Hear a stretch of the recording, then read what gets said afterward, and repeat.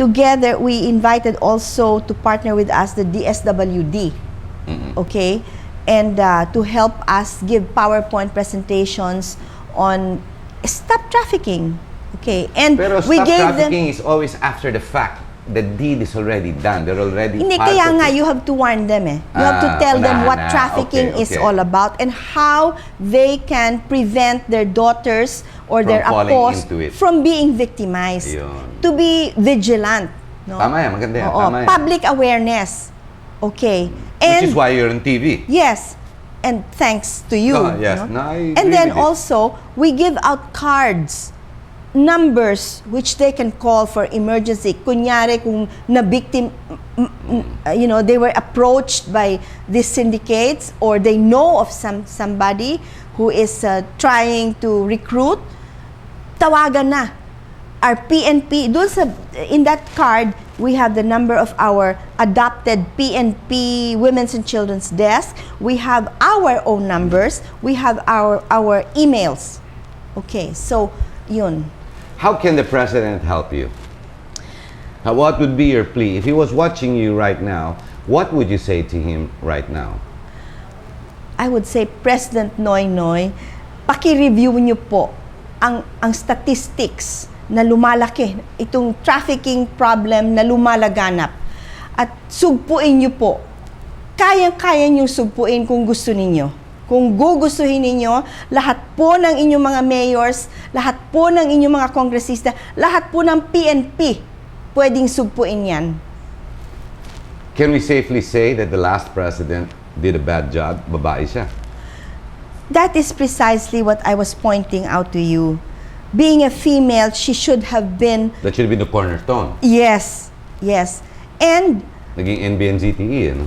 She was the head of the Girl Scouts of the Philippines. And Soroptimist was always interacting with her on many issues, including this.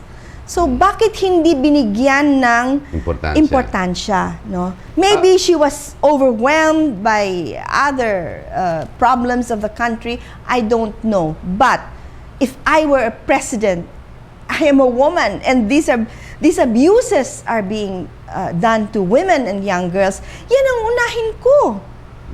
You know, because it's really a problem. Hindi lang yung tungkol sa abuses, pero proliferation of AIDS and other sexual diseases. Iba pa yung issue na yan, no? Yung pagsisira ng pamilya ng Filipino. Is sex education, let's talk about that. That's one of the issues. Should we educate them early in school, put it part of the sex education, or no? I think basically the sex education is a responsibility of the parents, because you have control of your children, and you can inform your children in the best way possible. Is remiss, especially in areas where they are less educated, less advantaged. They're remiss of their duty as a parent.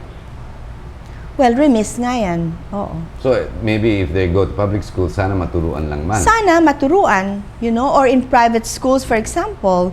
That is why also another initiative that we had in SI Makati, we went to schools. We had a youth forum, and this was one of the things that we tackled. How young aside ba from go? Other issues. How young are these victims, Laling? Sabi ko nga sa iyo from 4 years old. Sobrang naman, yan ang mga 4 years old. 4 years old. Cybersex naman Cybersex ginagamit yan. 4 years old to around 8 nanonood, years old. Tapos yung mga teenagers yan. Is that aggravated in the Philippines, cybersex? Yes. Very aggravated already. Yes. That is why when I was recently, last July, I was invited to be a speaker, a panelist in the workshop of the 41st Biennial Convention of Soroptimist International of the Americas in San Francisco. And when I gave them the realities, these are all Soroptimists, women, when I told them about the realities of trafficking in the Philippines and in most of Asia, na-shock sila. Kasi yung kanilang, their data would be, you know, girls are being trafficked from around 12 up to around 21. No? Pero dito sa atin, as early as 4 years, babies pa yan. Diyos mio. You know? Sumaga pa lang tinuturuan na. Tinuturuan na. Can we say that the legislators are not involved in this since we already have a very good Republic Act? We have RA 9208, yeah. you know, Anti-Trafficking in Persons Act of 2003. These are the implementing rules and regulations. Binasa ko po yan from Maganda page. naman. Maganda, comprehensive. But, okay na sa'yo yan. Okay na sa akin ito, no? Fantastic. Ang problema, law enforcement and corruption. Yan ang problema. Ayan. Corruption saan? Sa judiciary, sa hudikatura. Hindi lang Pag dyan. nauhuli, pinalalabas na naman. All throughout, corruption. So sa police pa lang? Sa lahat, oo. Sa lahat? Oo, sa lahat. So it's actually the implementation of the law's already there. It's there. So we can excuse the legislators here. It's really more of the executive branch on the implementation of stopping trafficking. Let us not excuse them so easily, no? Okay, nandito na yan, pero maybe they can also wield their influence on the judiciary or on... But isn't this really more of a problem of men? Because the men are the customers who provide the money and the opportunity, if not, the opportunity for slavery. So it's really the problem of men. It's the Johns, yes. It's the I call them the Johns. Okay, the Johns. I'm one of them. All right. So our species is the problem of oppression towards the female species. Yeah. Yet we need both to keep this earth moving, to keep humanity alive. But one outdoes the other, and the rich and the very wealthy. But at the rate community is growing, Laling, you would know very well. I mean, look at the billboards. Look at the magazines. I mean, Miss Universe just recently, diba? We are now taking off the bras and saying put paint on the body, diba? And whatnot. But we are now moving in that direction. Internet is very difficult to control, regulate, and yet internet today, no wonder we don't sell anymore pornography in the streets because the internet there, it's available everywhere. No, the internet cafes. The internet, naku. That is a very dangerous also. It's very difficult to police. Yeah, police, regulate. You cannot. You simply cannot.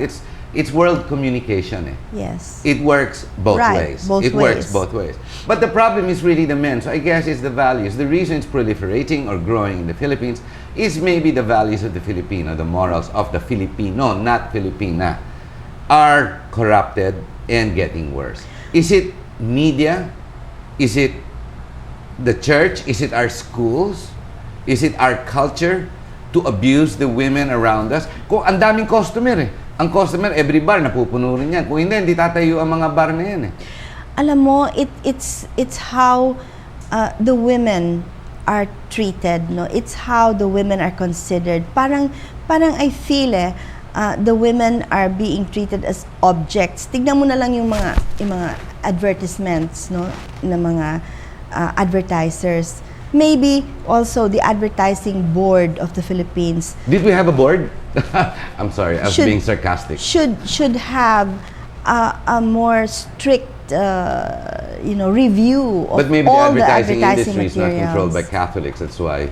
Baka hindi mga Katoliko yan. Hindi, pero there is such an advertising board, and there is advertising content and regulation committee of that advertising board. I was once a member of that advertising regulation and content. It seems they've gone to pot because simply now it's not just abuse of women, sex, making them sex objects.